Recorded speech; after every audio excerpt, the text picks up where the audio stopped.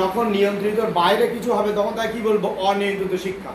তাহলে এখানে নিয়ন্ত্রিত আমাদের স্কুল ছিল, নির্দিষ্ট আমাদের বিদ্যালয় ছিল, কলেজ ছিল, বিশ্ববিদ্যালয় ছিল, কিন্তু অনিয়ন্ত্রিত শিক্ষা ব্যবস্থা সেটা হলো কোনো নির্দিষ্ট টাইম থাকে না, কোনো বিদ্যালয় থাকে না, নির্দিষ্ট পাঠ্যক্রম থাকে না।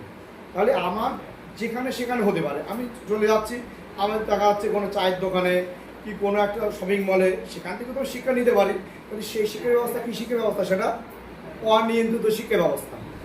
তার জন্য না এই 11 থেকে 4টে এই পর্যন্ত স্কুল হবে, তারপরে এর মধ্যে শিক্ষা নিবি, পরে শিখে নেওয়া যাবে না, সেটা কিন্তু না। কারণ আমার এনি টাইম হতে পারে, আমার 24 ঘন্টার মধ্যে, আমার যে কোনো সময়ের মধ্যে হতে পারে। এটা কোন শিক্ষা? অনিয়ন্ত্রিত শিক্ষা। আর নিয়ন্ত্রিত শিক্ষার নির্দিষ্ট টাইম আছে, সেটা নির্দিষ্ট 4 দেওয়ালের মধ্যে, সেটা স্কুলের মধ্যে। ব্যাপারটা বোঝা গেছে? তাহলে নিয়ন্ত্রিত অনিয়ন্ত্রিত, তাহলে যখন স্কুলের মধ্যে হচ্ছে নিয়ন্ত্রিত, আর অনিয়ন্ত্রিতটা কোথায় হচ্ছে, সেটা আমার বাড়িতে হতে পারে, ক্লাবে হতে পারে, এভরিথিং, যে কোনো জায়গায় আমার হতে পারে।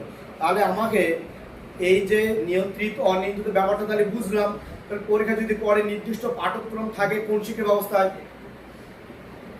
নির্দিষ্ট পাঠ্যক্রম থাকে কোন শিক্ষা ব্যবস্থায়, নিয়ন্ত্রিত। আর যদি নির্দিষ্ট পাঠ্যক্রম থাকে না কোন শিক্ষা ব্যবস্থায়, অনির্দিষ্ট শিক্ষা ব্যবস্থা, নির্দিষ্ট সময় থাকে না, নির্দিষ্ট রুটিন থাকে।